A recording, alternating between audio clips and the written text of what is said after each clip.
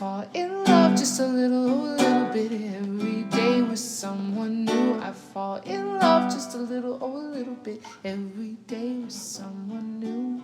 Hey everyone, and welcome to Remodeled Love, the podcast. I'm your polyamorous mama, Jessica Levity Day Lover. If you want to support the pod, you can do so on our Patreon, which is patreon.com/homeslice productions, because I can never just have one brand, and maybe one day I'll switch it over and fuck everything up. But for now, if you want access to exclusive content and you want to support us, the best way you can do that is on our Patreon. And today, I'm so honored. I have some very special guests. You might recognize them from Multiamory, the podcast. And now, Multiamory, the book. Oh my gosh. It's Dedeker, Jase, and Emily. Hey, guys. Hi. Yeah, so Hello. pretty soon we're going to expand into Multiamory the movie, Multiamory the TV show, Multiamory the Broadway musical. We've actually been teasing Multiamory the Broadway musical for That would years be within our own awesome. inner circles. So just Uh, keep eyes on this space. Big things coming down the pipe. the musical needs to happen. And let I me would tell you why. love that. I know you already have song titles, and I need to know one. Okay, well mine is where bound or sorry, hold on. I got too excited. Let me take that back. My song title that I want to see come into fruition is Have Boundaries and Wear a Condom. Because I feel like, as particularly in the work that I do with clients, so many people's Yeah. problems boil down to those two issues.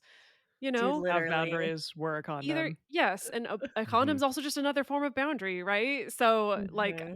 I see like big, like showgirls chorus line, Hmm. kick line, like really driving home that message. I think Hmm. that's the song title I would do. It's Yeah, we've okay to got some break other. up. It's That's okay to one break Oh up's too. one of the yeah, big hits. Yes, yes, yes. There's huge of hit. Ooh, course that gave going to me chills. be. Good. There's also a big one that's sort of like a real dramatic like rock song that's part of Hmm. it. That's called "Don't Weaponize This Shit." Oh my Mm. God. That's another one of our Mhm, classic lines. mhm, So mhm. it's a lot of good songs For ready sure. for this musical. Okay, so teaser, we have a well, it's like I don't know what you call it, like a cabaret show called Remodeled Love, because our background is live entertainment, of course. Right. And so then my husband and he's been writing it for 2 years, Remodeled Love the live show. And it's like a mix of storytelling and comedy and him on piano, and we were always like, okay, but neither of us can sing, and that's the great tragedy of our lives. And but now my metamor is this beautiful like cabaret singer. Oh, And Oh, so perfect. it's perfect. It's gonna all like coming it's together. all coming together. There's just so much to do. It's so hard to be so creative, you guys, you know? I I know know. you know. It's hard to be Right? so prolific and just put out amazing content every week. It's tough, True. but also if you need a kick line of like 3 people, you know, Right. maybe one of which is a trained dancer and the other 2 that do their best, then, call So us up. I think you're talking about you, right? Yes. Yeah, definitely you. Because I was like, it ain't me, that's for sure. The thing with Good. live entertainment is the amount of effort and overhead it takes for so at that point it's a labor of love, and so when it comes time to tour our live shows, at that point we're just doing it for fun. Right. Okay, Love Yeah. it. Yeah. so you actually brought up Dedeker, that you were talking about, you kind of hinted that you were so your idea for a song came from talking to clients, and that's actually where your book came from too. And as somebody who offers peer support, how what was that moment in your guys' journey where you were like, fuck, we're gonna have to write the book that we need?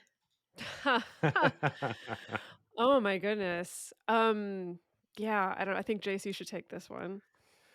Well, yeah, I mean, the way that the book came about was something that we toyed with for a while, but the real thing that made it come into reality was that we had set a goal on our Patreon years ago about like the size of our community. Once we hit this certain point, then we were going to do something, and we weren't sure what. And so we put out a poll to our listeners once we were like about to hit that or right when we hit it, I forget which. And the thing that won was a book.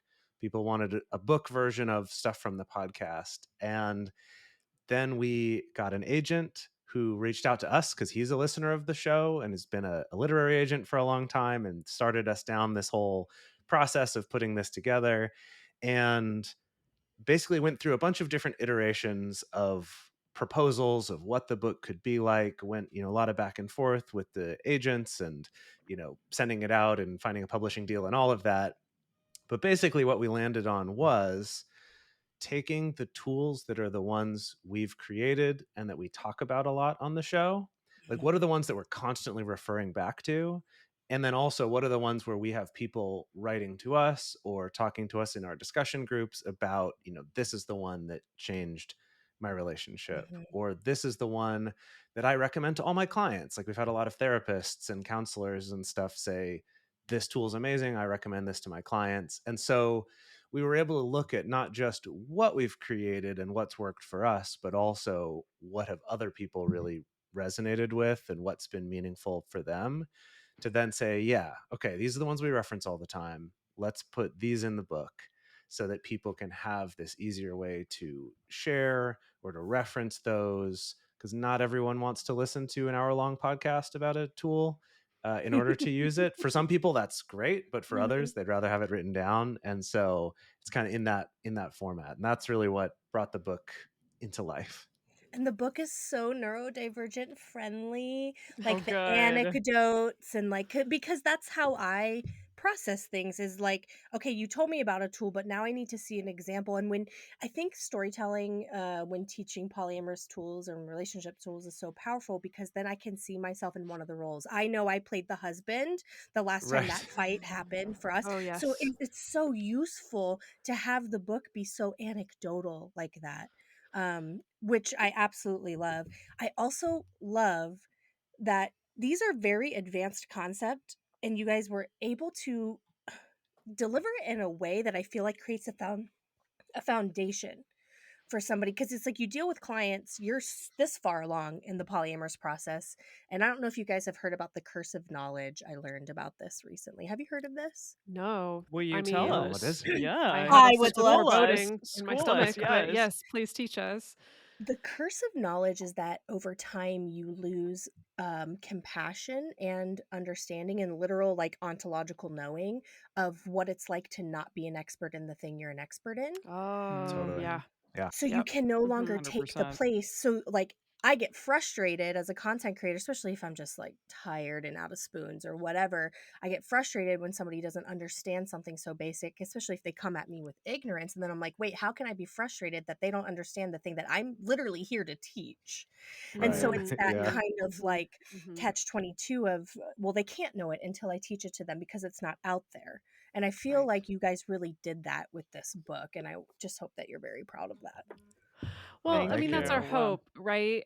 I think that one of many things that drives us behind the show is a belief that these are resources and concepts and ideas and tools that everyone should have access to. I don't think you should only be able to access these things when like your couples therapist teaches you how to do it. That's a great route to go and that's a great way to learn, but that's not accessible to everybody for various reasons. Or you shouldn't have to sit down with a stack of 20 of the latest relationship books and like try to force your partner to read them also so that then you can access that.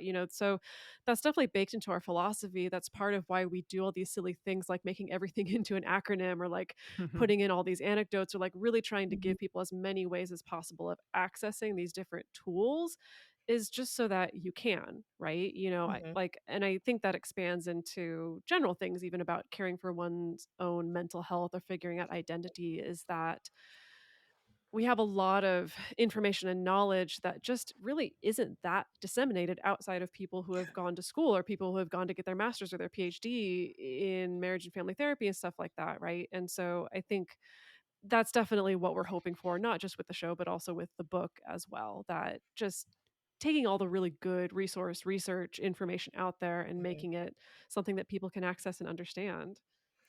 Yeah, it's interesting because I would say like this is the textbook for intro to polyamory, right? Except that nothing in here is intro level concepts. These are all like really advanced concepts, and yet this is what you need to read before you get started. And that's kind of the point I was making before is that you guys managed to be a translator from advanced concept down to, okay, do not engage in polyamory until you have read this book.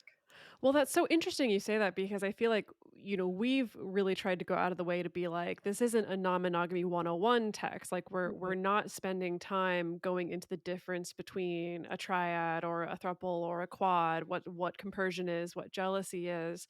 And yet, in trying to make a book that's accessible to people from a wide variety of relationships, the hope is that, like, yeah, before you do something quote unquote weird with your mhm, relationship, or before you try opening up or going to your first sex party or whatever it is that you may want to do, it may be helpful to have some of these skills and some of these tools under your belt. mhm. Well, and it's so funny because so much of this stuff, again, back to the curse of knowledge, you're like, I can't believe I have to tell someone like, "Oh, if you have an emotion, you have to communicate that Hmm. to your partners," and people But are it's like, so hard to do that. "Wow." Yeah. Yeah. Yeah. Mhm. None Mhm, of us really had that modeled for mhm, us, or at least not always in the healthiest of ways. And it's not in our TV shows. Because if you had good, healthy communication on TV shows, all episodes of almost every show would be like 5 minutes long. It's like there's mhm. some sort of misunderstanding, and someone goes, "Oh, no, sorry. What I meant was this." And the other person goes, "Oh, okay." And I'd And still then your watch that episode's shit. done. Yeah, and then, like, just watch people get along and, like, have Right? no conflict, like, that sounds refreshing to me. Yeah. Yeah, I think it's important to kind of bring it back to your point, I was talking about polyamory, non-monogamy, but really, and we hear this from feedback all the time from fans and stuff, right? I'm sure you guys do too, is like, this is just relationship advice. This is just being a human who is not alone in the wilderness, engaging with at least one other human. These are just tools for that. Yeah, I mean, relationships with your parents, with your Mhm, friends, with your coworkers. There's so many different ways that I think the tools in the book can be utilized. And that's kind of where we started from. And regardless of whatever relationship configuration you're in, I would hope that somebody would be interested to pick up the book and be like, okay, how do I just communicate better? How do I mhm, better speak to a person that I was having conflict with or that I keep running into these unhealthy mhm. patterns with? And how can I start to break that pattern? And it could Yes. be anyone. I mean, Dedeker was talking about her relationship with her mom recently and how Mhm. she's able to utilize some of these tools in that relationship and how it's fundamentally changed it for the better. Mm. I wanna table this because I'm doing this thing where I think everyone knows who you are the way that I know who you are, but let's go back and give a brief introduction, assuming that people don't know who you are. So tell us who you are individually, tell us the origin story of the podcast, and where we are now in this journey. Wow. Well, maybe we should launch into the origin story first. Do you want to take that, Jace? Sure. Yeah. So uh, we, all had our own lives leading up to this point, but shortly before the podcast came into being, Emily and I had been in a monogamous relationship together for several years and had decided to open that up. And at the time, we didn't know anything about anything, right? We didn't even know the word polyamory, much yes, any information about how to do this well.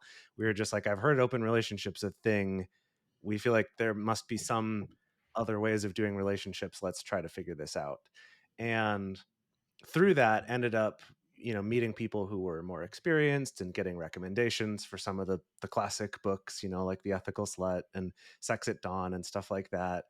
And as we were doing that, we ended up in a relationship with Dedeker and her partner at the time, who she was living with, who they kind of had their own journey leading up to that point. And I'll pass it to Dedeker at that point there. Oh, Ooh, yeah. popcorn I mean, storytelling. Here we right. go. Yeah. Yeah. I was kind of on the polyamorous exploration journey. I think I was a few years ahead of the two of you on that particular journey. For me, like I came from a background of being raised evangelical Christian by very conservative Republican parents, and here I am today. Look how far I've come. So for me, it's kind of the same thing of like kind of always felt that something just wasn't really jiving in my monogamous relationships. I always felt like I know I have the capacity of being attracted to multiple people, of having feelings for multiple people, but I get the sense that there's something wrong about that. There's something wrong with me. And so it wasn't until maybe my early 20s that I first started actually trying on, okay, what if I had an open relationship? What if I explored non-monogamy? And so, I was a few years into that journey when the four of us at the time met, and started a little quad relationship at first. And I think many of us who've been in the scene for a while will know that quads can sometimes be notoriously unstable. So that didn't last terribly long. And then the three of us started the podcast. Jace was the one who had always wanted to just start a podcast, and why not have it be about this, especially this thing that we're having to talk to people all the time and answer their questions about all of the time, right? And so we started the podcast, and then, our relationships continued to shift and to change. So it's like we went from being a quad to being a triad with the three of us. Then the triad fell apart. Emily is actually monogamous now, has been monogamous with another partner for several years. Jason and I are still in a relationship, but we're still polyamorous and date other people. Yeah, And do you so want to it pick up the has And collaborative that's the storytelling sure. from now you there? pass it to Emily. Yeah, Yeah. now I'm There passing you it to go. Emily. Emily. Yeah. Yeah, so it has changed a lot, but I think the thing that's stayed the same is our commitment to one another throughout this whole time. So we are, in essence, creating this show and running this business, even though the trajectory of our relationship has changed so fundamentally from the beginning. And it's really cool because I think, a type of relationship that not many people have. I think Mhm. many more people within the non-monogamy space will, have lifelong love that doesn't look a particular way, but you may be platonic life partners and you still have a great connection even though you're no longer romantically involved. And I love the fact that we're able to have that really fundamental relationship in all of our lives and do this show, which has really just changed all of our lives, I think, in so many ways too. So Mm, yeah, I also appreciate the fact that I can be intentional about being monogamous and bring that perspective to the show. Even though mhm. for a while I was like, should I even be on this show anymore? Yeah, Am I you like, should be. there's a huge Mhm. imposter syndrome here because it started out with us all being polyamorous. I But think go I ahead. was just gonna say the yes, you should be on the show because the semiology of that Hmm. archetype gives a permission to people. Like even just hearing it right now, I felt my listeners get this permission to be the ultimate relationship anarchist, which is be true to yourself. What are your needs in 100%. this moment? And then also the permission to maintain relationships past endings. It's okay to break up, right? The Mhm. song. I love it. and and and to redefine and reformat the relationship. And my husband and I, because we're non-sexual, we get accused of we're really broken up, but we're just holding on because now we have a business that makes Right. Mm. so much money, of course, that we just couldn't possibly walk away from it, right? Like now we have to like put on this facade that we're Mhm. still together in order to maintain this project that is doesn't, in case anyone missed the sarcasm in that. Mhm. So you being here like really stands firm in that rewriting a different script, and I love that. What were you gonna say, Dedeker? I was just going to say that, that ties into a couple of things that were part of our, I don't know if growing pains is the right word, but part of our growth, because like most of the relationship reshufflings happen in the first year of running the podcast together. So during the time when also I think a shared creative project like this is probably the most vulnerable to just being abandoned, right? Mhm, Like mhm. Yeah. is before we had our business that makes so much money that we just couldn't possibly walk away from it. And so, a couple things happened around the same time. One of them was us having a pretty frank discussion right out the gate around, do we use pseudonyms or do we put our real names on this? Knowing that pretty much nothing on the internet ever goes away. And so, Mhm. if identities change, if relationships change, if careers change, this is going to be out there potentially, right? And so, having to make this very conscious choice to just use our real names, right? And not use pseudonyms, again, to help promote the fact that no, this is normal, right? And this can be normal even if relationships change or identities change.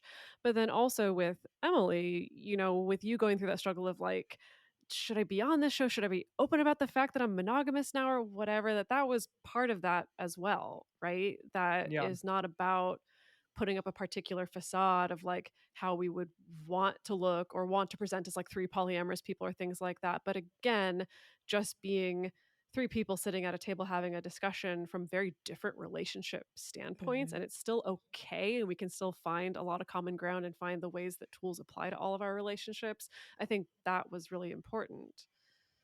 Amen to that. Emily, can I ask you, and you can pass if you want, do you identify as monogamous, or would you just say you are a person in a monogamous relationship? I would say the latter. I would say that I'm much more like ambi-amorous, that Okay. because of the work that we've done and sort of learning about the fact that your relationships truly can just look however you want them to look, Mhm. that that is a Mhm. real true thing that we are all capable of. I realized through my partner and I having many, many, many discussions that being monogamous was definitely the best form that our relationship could take for that relationship.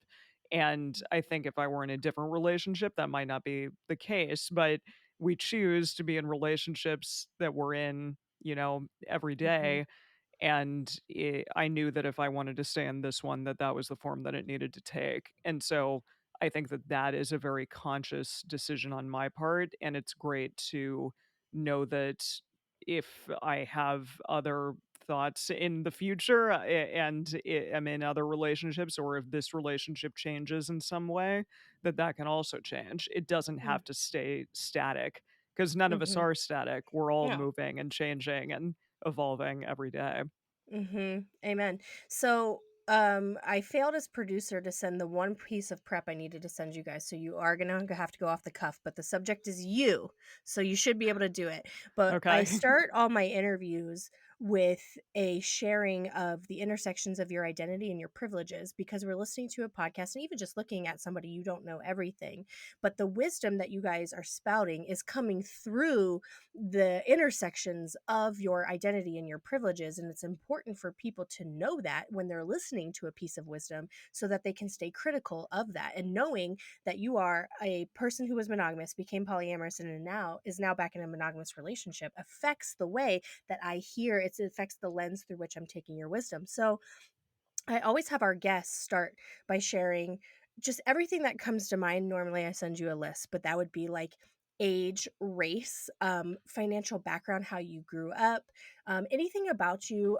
Body size is really important to, at least to me and to our listeners right now, because it's one thing to hear a thin body person talking about how easy it is to date, right? Versus Sure. Mm, somebody else. So, yeah. disability, non-disabled, educational background, anything like that, that our listeners can understand about you when you're talking. So, Jace, could you go first? Sure. Yeah. So I'm 40 and am white and am finally in my life doing well financially. There were a lot Hell of yeah. years before this where that was not the case. Was on food stamps for a while when I was a young child. When Mm. I was the one who pushed us over that poverty line. It was my fault. But no, like overall, doing well financially and very privileged in that way. And no physical disabilities besides some bad eyesight and education. Have a. It's funny. I went to university for a degree in music, and then was like, "Fuck this ivory tower educational system. I'm gonna go to a trade school." So then I went to beauty school Hell yeah. and learned to be a hairdresser and did that for several years and ended up in more debt from beauty school than I did from university, which is weird that that's how that ended up. Um, but anyway, Just a sorry, I different went on some ivory tangents tower. there. No, no, it's Yeah, all, yeah, all fuck all ivory towers. right. Uh, yeah, I think that's the gist there. But yeah, definitely come from a lot of privilege, and that's part of what I try to do on the show is, and in my job in corporate America, to push the envelope a little bit there of what's acceptable. Because I have the privilege to be able to do that with a lesser amount of risk to myself than Hmm. someone else might. Yeah, right on. And how long have you been non-monogamous, and what is your Mm, sexuality and gender? right, sure, yeah. Let's see. Emily, Tell me, how long has it 10 been? yeah, I would say, it's 11 years? 2013, so 10 years. 2013 Sure, was when yeah, we started, yeah. yeah. Yeah, so about then, had dabbled with other forms of non-monogamy before that, but in terms of really, like, learning about it and all that, 10 Mhm. years. I identify honestly, my gender, male, he, him, but as far as sexuality, that one, I feel like is constantly changing and depends on the Hell yeah. context. So generally, I identify more as just kind of generically queer or pansexual or something in there. Mm. My husband's That's on a that's similar to be journey, determined. and I Yeah. love this for you, and also hot. Okay. Dedeker, you're up.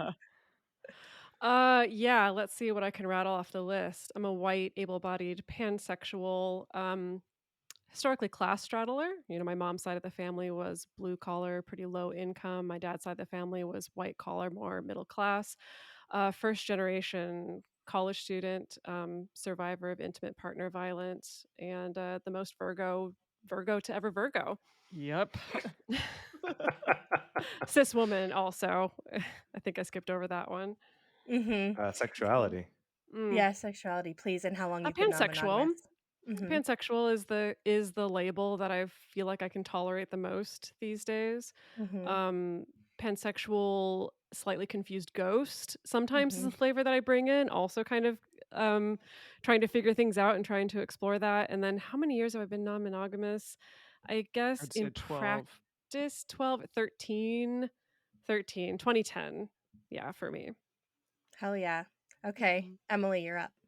Yeah, cis woman as well. I'm 35 now. I just turned 35. Yeah, and I'm half Mexican, half white. My mom, I grew up in a totally single parent household, just my mom.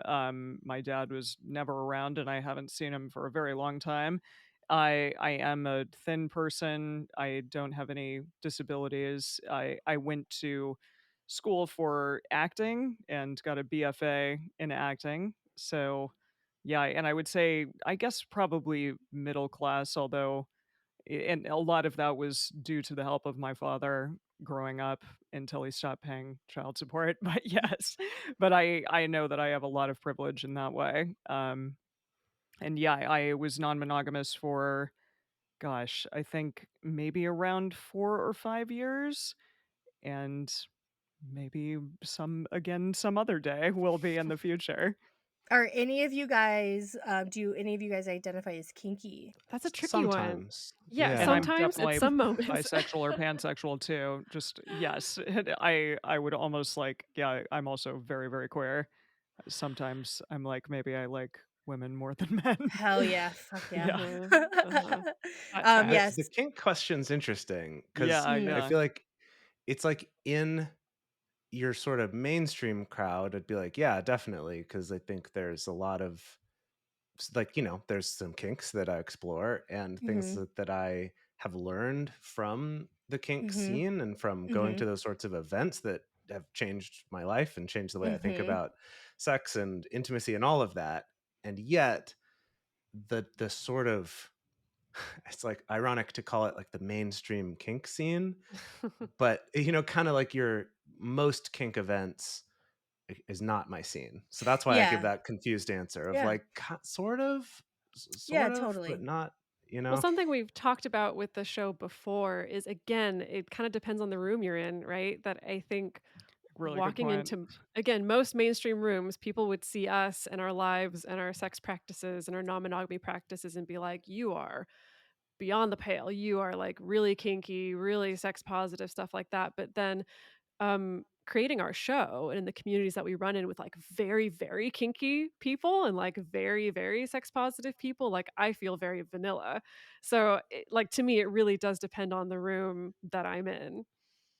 Yeah, I think when I have guests get on and identify as kinky in their intros, they are active kinksters engaged Right. Yeah. in the kink community. They're in Hmm. Discord channels, they're creating scenes with their partners, etc., Hmm. etc. I think that's kind of, because I'm with you guys, like, I would love to be, I'm just tired. So, like, as soon as I Exactly. have Children, time yeah, as yeah. soon as I have time to be creating scenes, I will so I am kinky, but not actively a kinkster, is what I would say.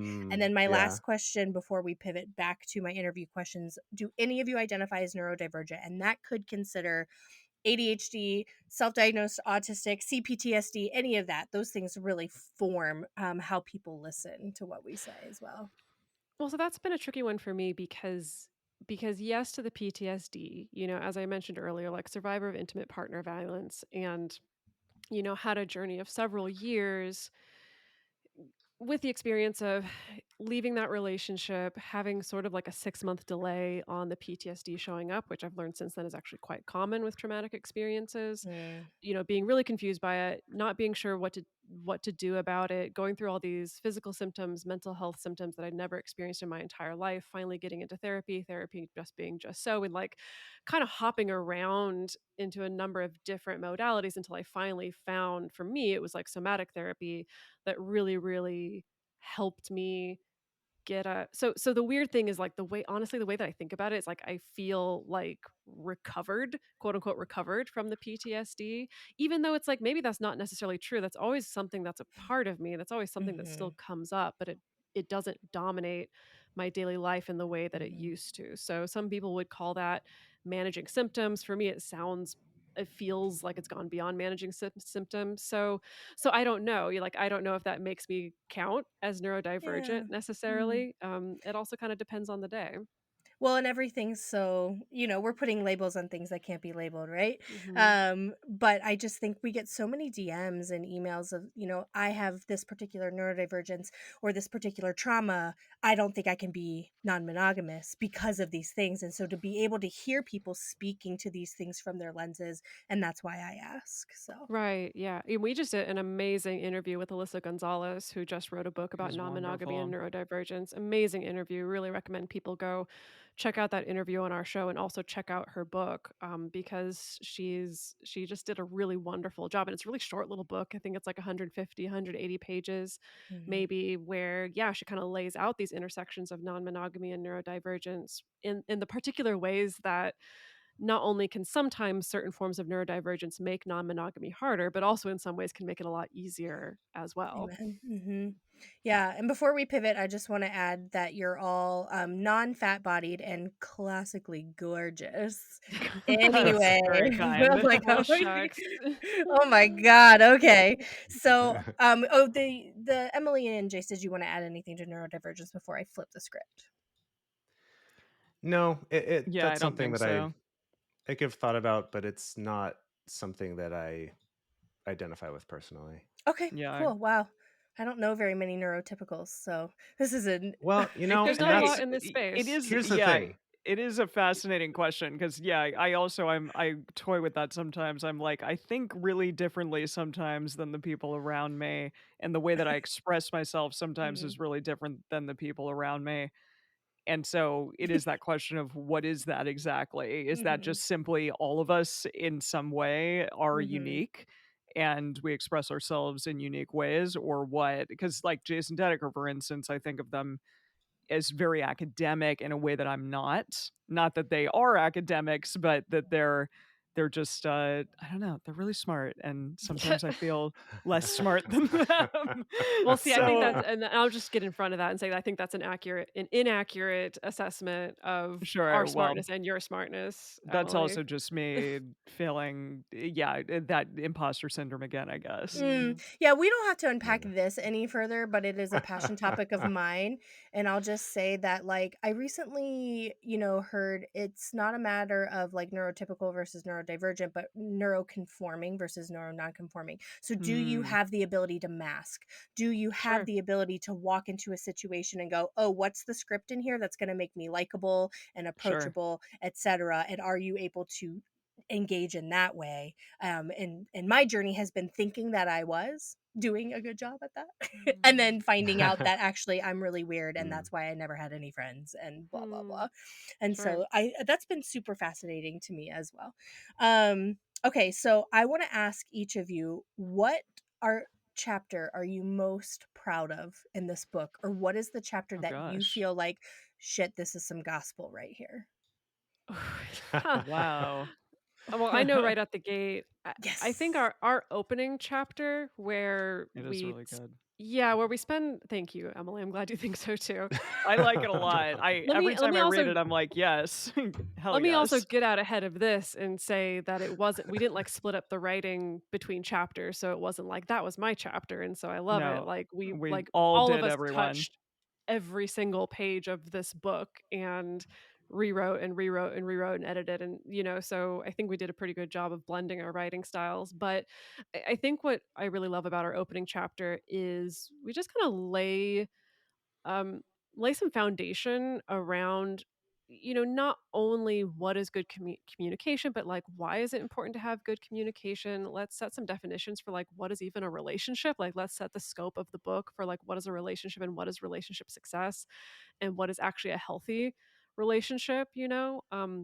And what I also love is trying to get ahead of some assumptions that people make about relationship resources in general.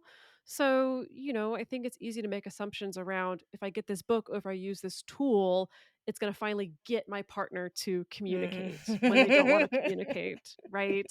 Mhm. Or it's finally going to fix the incompatibilities or the dysfunction that's in my relationship, right? Which is not necessarily true. So for me, I just really like before we even get into the tools, having a place to set up our philosophy and to, Mhm. given the caveats of the fact that like we love for it's just like things like we love research. We talk about research all the time on the show and also research is limited. Research historically has focused on like white heterosexual married couples and sometimes even worse, white heterosexual undergrads. And that's it. And so there are these limitations and we have to acknowledge that. So I don't know. I really like that. What about the two of you? It's funny because I think that the six main tools that we cover in the book we picked those because they're the ones that people have really resonated with and that we use all the time and that we see people having success with. And so I am tempted to then pick one of the chapters that's not that. And I actually really like our extra tools chapter. So basically, there's the intro chapter where we kind of debunk some of the ideas of like what relationship success is and what are the ingredients of a good relationship. And then we have this chapter at the end where we spend a little bit of time, like a page or two, on a bunch of different tools, some of which are ones that we made but that weren't big enough to be their own chapters, or a lot of tools that we've gotten from other people that we reference a lot on the show, things like that. And so I just love it because that one feels to me like you're reaching into a little toolbox and being like, oh, let me look through. Oh yeah, okay, how about this one? And you grab out like just the right tool for the job. I think that that's fun. Mhm. What about you, Emily? Yeah, well, I'll pick one of the tools because y'all didn't. It's funny.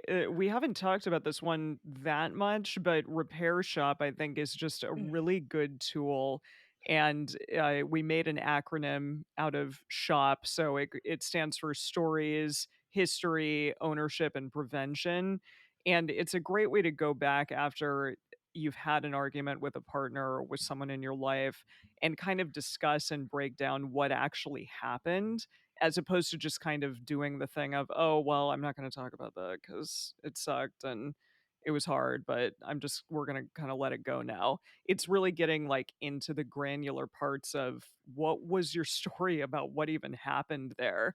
Why do you think that that was so difficult for us? What are our histories around the thing that occurred? I want to take ownership now for my part in this. This is the thing that I said that was really shitty. I'm sorry about that. That sucked and I get it. And maybe then you can take ownership too. And then really getting deep into let's prevent this from happening again, or at least talk about ways that we can not have this occur in the next time. So I love that chapter. It is something that I think all of us use and that is really difficult, but if you can get good at it and hopefully through the homework exercises you can do it over and over again in your life. I think that that's like a great way to really look at what happens in arguments and how can we fix it and get better at that next time. Mm, It's a hard that's some question to gospel. answer. Yeah, Yeah. it's a hard question to answer though because like at this point we have read our own book so many Oh times, god. having It's to like, go "Get through it the away editing from me." process No. backwards and forwards that it's like you read it for like the 600th time and I'm like, does this make sense? Do I even know how to write? Is this bad? Is this brilliant? I don't Mhm. even know. Like No, Right. we it's get fucking so brilliant. close to it Yeah. that it's hard to Yeah. see. Well, thank you for saying that. I appreciate No. it. Hope it's true. No, it's true. I am witnessing you and I'm telling you like this shit is gospel. And it's interesting because that you brought up the repair shop because did you bring Avita Sawyers in on that chapter? I thought I saw something online about Oh, we may have. Yeah, Avita We probably is did. in there's so that's one of the great things I think about the book is that there are so many people in this space that we tried to include their words in what we were talking about as well. We reached out to a bunch of people, some of them got back to us, some of them didn't, but the ones who did, we were able to take like ask them a question and then they wrote like a nice little thing in addition Mhm. to the chapter. And Avita, I think, did do that in here. I'm Yeah, looking at yeah, it right she's now. Yep. yeah, we Yeah, quoted her in the ownership section of And Repair yeah, yeah, Shop. Yeah. mhm, and so exactly. it's just I wrote a blurb for her book about Yeah, how so did I. Nice. the So first piece great. of fan mail I ever sent her was that she writes the gospel of She's polyamory, and that she's amazing. a prophet. Mhm. Yeah, and so like I just to see her shout it out and like to bring her in on that topic as well, I think is she's just so good at Yeah. those type Mm. same thing. This she's good at taking these really what sound like really nebulous concepts and then bringing them down to make them digestible for anyone, which is what I think the book as a whole is really good at. And you Well, guys I said just that Yeah. go ahead. love when I think about all the way back to when I first started exploring non-monogamy and feeling so alone back then, Mhm. feeling like, okay, sure, like I have this one book and maybe this one article I read in a magazine, but that's it. I'm still this just weirdo in a desert by myself. And then fast forward to when we first started the podcast and sort of the same feeling of like, okay, there's maybe a couple other people in this space, but like we still feel like these weirdos alone in the desert by ourselves. And now, by the time we're writing this book, and it was such a joyful thing to have already built so many connections with people from having people on the show, from people having us on their shows, from collaborating with people, from doing workshops together with people, from reading Mhm. people's books. So many people that we could reach out to get their wisdom, to get their buy-in, to get their quotes on a particular question or a particular topic that I I just really love and appreciate not having that feeling anymore, both in a personal Mhm. sense of like my own personal community and also in this kind of wider community among content creators and educators and people who are being public figures in this space that it doesn't feel as lonely as it once Mm. did. And I love that and that everyone is so different. Everyone has their own different skills that they bring to it. Everyone talks about their own different life experiences. Like it's so different. And sometimes, I don't know, I'm saying it right now because sometimes I don't think I take the moment to appreciate that difference, how Dude, it felt before and how it feels now. I resonate with so much of that. Like there was nothing out Yeah. there. Um or if it was out there, it was hard to find, or if you did find it, Mhm. it didn't resonate with your situation or what you look like or your background or your specific like disabilities or whatever. And so again, you created a tool that we need to be handing to the people coming to us, or you wrote the book that has the tools in it rather. um and like it didn't exist and now it exists. Did you ever imagine that you would be on the front lines of a culture, of a cultural Wow, movement? Did that's you ever imagine?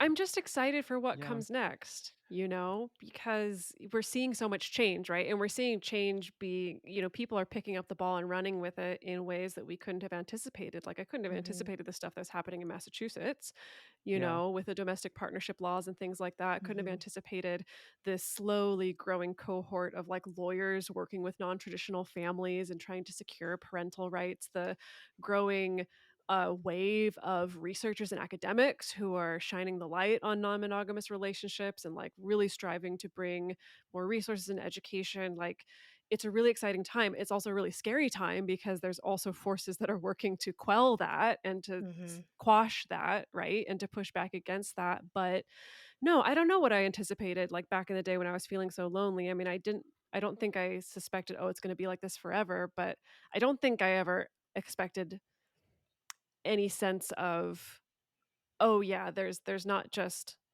a few more people than me. There's a lot more people than me, and there's a Mhm. lot of people working to help make this better for all of us. And I'm just like Mhm. one tiny part of that. And that's really cool. Mhm. Yeah, you're one tiny part, but you're on the front lines. You Mm. are a part of this system that is pushing a cultural narrative to a new place. It's kind of a fucking big deal. And sometimes I forget until a piece of fan Yeah. mail. You know, you guys Mm, get those mhm, pieces of fan mhm. mail Mm. that just remind you Mhm. that, like, you literally changed the course of someone's life Yeah. or a Yeah. course of a There's relationship. Yeah, we literally just a few weeks ago had someone come up to us at a podcast convention where we were Oh, yeah. speaking Yeah, and gosh. told us that we saved his life, like not just his marriage, but literally saved his life. And maybe he was exaggerating slightly, but he told us more of the story, and there was some truth to that. That he just really needed someone to give him some understanding and some tools and ways of not feeling alone like that, and that can be such a devastating feeling when you do feel alone like that. And so it's stuff like that where it's like I honestly like find that I have to kind of mentally like not think about it too hard or I start crying. And so it's like that's it's really cool and also like hard to even accept that we could be having that kind of effect for people. Mhm. Yeah. We the very first piece of fan mail we ever got, I was like, I'm going to save this, and I started a Google folder, and then I got kind of very religious about saving it, and so now I Oh, have this wow. Mm. Google folder 2.5 Oh, years good old for of every you. piece of fan mail. And yeah, Wow. and you have to go back to it sometimes, but even then you almost become numb to it, not in an ungrateful way, but I think Jace, you just put it into words that made me realize, like, I actually have a guard against it, because if I truly start to feel it, it gets really Yeah. It's very overwhelming and like overwhelming. Yeah. I don't want to Yeah. feel important. I just want to keep doing what I love doing. Right. I know you guys aren't super duper out there with you're not in the trenches of TikTok and Instagram the way that I am. So I don't know if you've come across this, but there's this critique that comes up again and again, and Chill Polyamory has been confronting it a lot, and I just love her replies every time. But as you guys were talking about, like, this is the repair shop, like, this is the conversation you need to have after rupture has happened in a relationship. There's this oft critique that we hear of this sounds exhausting. Polyamory sounds exhausting. Mhm. Non-monogamy sounds exhausting. I am not interested in doing this amount of talking or like collaborating in a relationship. I'm What so is your sorry guys' for you. reply to that? Right? Right. Yeah, so Chill Polyamory's reply is like, "Well, then you just have a different kind of work." Like, if you're Yes. Mhm. not doing this Yes. That's work, great. then Exactly. You're doing and if some you're other Yes. work elsewhere. Yeah. Yes. yes, Yeah. your Yeah. life Yeah. is No, harder or your partner's life is harder. yeah, I think we made that argument in Exactly. our chapter about our radar tool, which is our formula for like regular relationship check-ins. That, Mhm. yeah, that's a critique we get about that tool as well. Now, I don't think that's unique to our tools. I've seen other kinds of communication tools or Mhm. relationship check-ins get the same critique of like, I don't have time for that. That sounds exhausting. I don't want to talk all that much.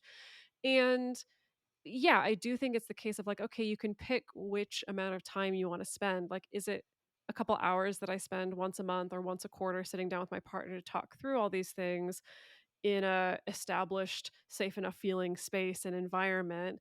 Or do I want to spend, hours dealing with the unexpected blow up that happened where my partner suddenly unloads all these months of Mhm. resentment, this thing that they never talked to me about because they didn't know what the right time was to talk to me about it. We never made space about it until we bumped up against a wall and now we're sleeping in separate bedrooms and trying to work on repair. And that from that standpoint, right? So Mhm. sure, I guess we could get into the weeds of like I don't think anyone sat down on paper to like track how much time they've spent doing one or the other. But I do think it is just picking what type of exhaustion and what type of effort and what type of energy and time you want to be investing. I Right. think one thing worth pointing out though with the polyamory, non-monogamy thing of like all this extra work of talking and stuff. And I will say that when you're starting out, especially if you're opening up a relationship that was previously closed, like yeah, there is kind of a lot of work, I will be honest. Mhm. But I think the misconception is that it's like that all the time. Mm, Like, we clearly talk about relationships a lot on our show. And, Dedeker and I do our radars every month or maybe every 2 months if we fall behind on scheduling. But we don't do a lot of processing about our non-monogamous relationship at all. And most people I know who've been doing it longer than maybe a couple of years, also, it's like, no, it's just like any kind of relationship. It's not constantly the only thing you're thinking about and talking about and struggling with. And I think if you think back to when you first started dating, period, at all, it was the same kind of all consuming, this is all I can talk about, all I can think about because I'm trying to figure out what the hell I'm doing. And so I think that we kind of have to go through that again a little bit when we're first unlearning stuff, but it's not mm. that level of work all the time, at least not That in my yeah. experience. No, that is such an important because I cast these beacons of hope from the polyamorous future, and I know that they're landing because like I would say my average like a solid tweet on my Instagram will get like 1,500 likes, and this one, my recent beacon of hope from the future, got 5,000. So that's like 5 times the amount, and it Mhm. was just Right. about there's a lot, it's not this much work all the time. I Mm. Yeah, that's so promise. good. That's so Yeah. good. Thank Yeah. Eventually, you. like, because it's like I'm on a peer support call with a couple that's just like, we're having hours and hours of talks day after Mhm. day, and like, please tell me Hmm. it's not like this. I'm like, yeah, like the other day I just told my husband and my boyfriend casually, like, oh yeah, I met somebody, we're sexting right now. And they're like, cool, can you pass the popcorn? And like Right. it gets Mhm. into this like mundane flow, and you're not always, you just can be a human navigating relationships that happen to be polyamorous. Yeah. Yes. Yeah. Yeah. And it's funny because you don't even think about how shocking that might have been to your past self. Mm. Right. Well, like, Dedeker and I just the other day during one of our radars was sort of that like, oh, so let's check in on your other partners. Like, I'm assuming that you and your new partner had sex, a few weeks ago when you two were together. It's like, oh yeah, yeah, we did. Cool. And that was it. Right. And I know that, 10 years ago, that would have been like days and days of conversation and trying to figure that Mhm. out and process our feelings and would have had to have been talked about right away and would have interfered with our work and all this stuff. And instead it was just sort of like, yeah, I figured that had happened, but I knew we had a radar coming up and we talk about it then and I'd check in and that's all I had to worry about. And that's just, I think to some people, they're like, yep, yeah, that sounds right. And to people that are new, it's like, what the fuck are you talking about? Like, there's no And way the that could ever be that easy. and the process can be sped up with tools Yes, such as your exactly. book, Multiamory, Essential Tools for Uh-huh. Modern Relationships, right? Because what took me 3 years, 10 years ago might only take somebody 6 months now, depending Mm. on True. That's level a of really good engagement. point.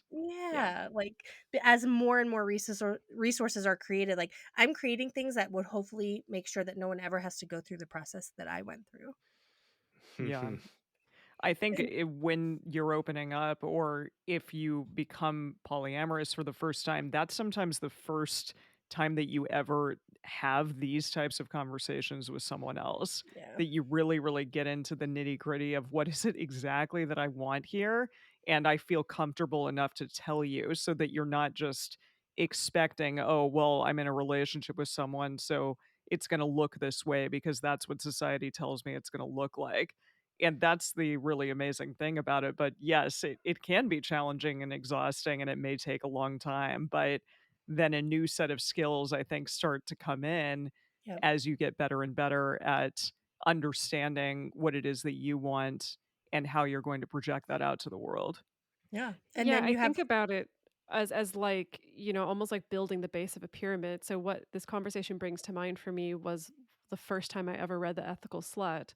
Speaking of anecdotes that stick in your mind, they had an anecdote where someone was sharing like the way they had to solve some conflict with a partner. And what the conflict was that their partner had invited another partner over to their home for a sleepover, and they were like in the bedroom, and they didn't want to go in and disturb their partner and their metamor, but like their slippers were in the bedroom and their feet were really cold. And so they were like kind of upset that their partner hadn't been considerate about like asking, hey, do you need anything from the bedroom before we go in there? Yada, yada. And I remember reading that, ages ago and being like, what, what? Hold on. Like, I can't even fathom you getting to this point of like your partner's having a sleepover and you're still in the house. Like, why are we worried about the slippers? Like, I can't even imagine that. And so, but it's like, yeah, you have to have those foundational conversations Mhm. first, right? And then you can get to the like, yeah, my slippers. I don't know. I was a little sad about that. Like maybe next time could you ask? And your partner be like, oh yeah, sure, totally. Sorry that that happened, Mm. right? That it does reach that point, but And it's like scene. exactly. Right. But we don't see that We there's like talked 6 about it. miles of Wow. pyramid underneath it that you Yeah. had to build with all those hours of Yeah. conversation and Yeah. processing.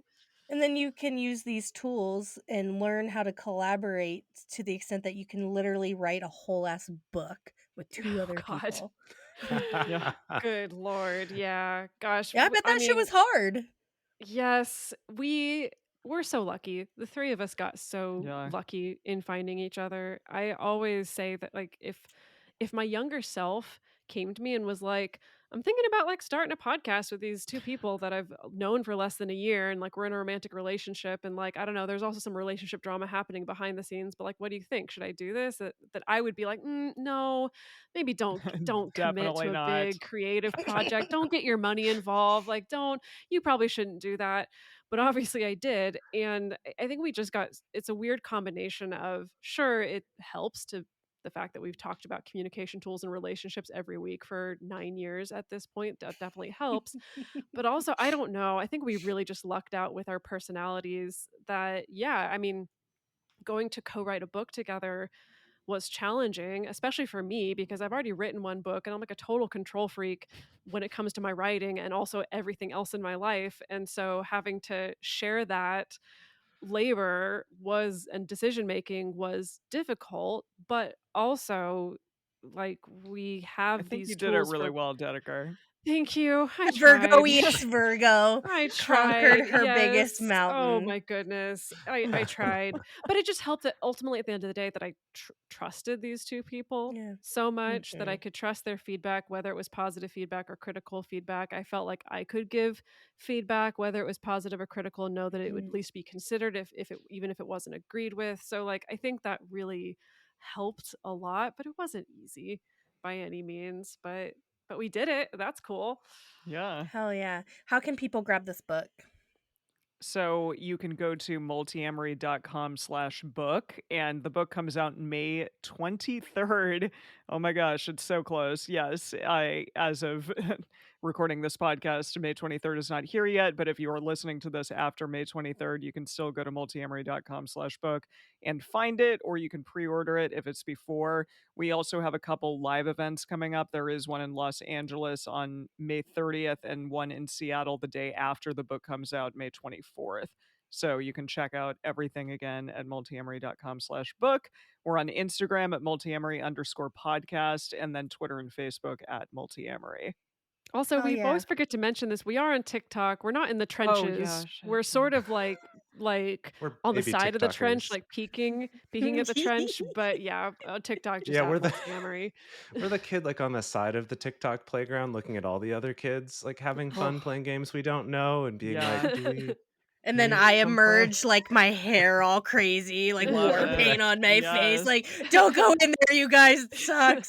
No, it's great. Exactly. It's a It's great scary. tool. Okay, before we go, I want to bring back this ritual of mine. So back in the day when I was on radio, I would do these celebrity interviews and I would ask everybody the same question before they went. And I realized I haven't been doing that on the Remodeled Love podcast. And so I'm going to bring it back. You guys are kicking off the re-ritualizing.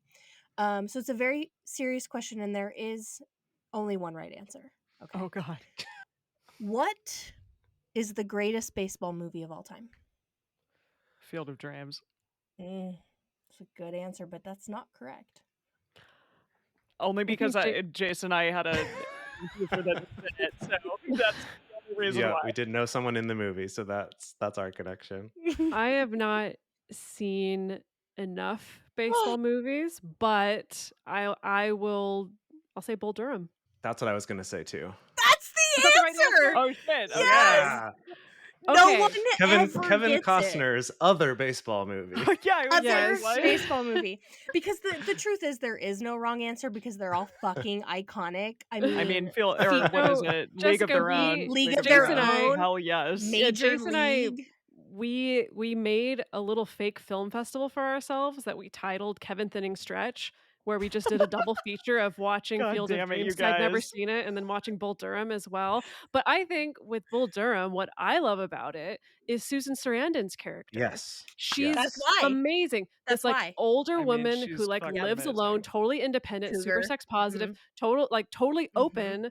That like, yeah, I sleep with a player every single season, and that's what it is. Like, And no she's one shames amazing. her for it. No It's one, like a no one beautiful shames her for fantasy it. world. She's Yeah. not necessarily like secretly longing to like find her soulmate or anything like that. Like, I She's think not for gonna, its, have a I think baby for at its the time, end. yeah, That she's not gonna have a baby at the end. For its time, I think so progressive for a female character. Honestly, even for right now, would still be progressive for a female character.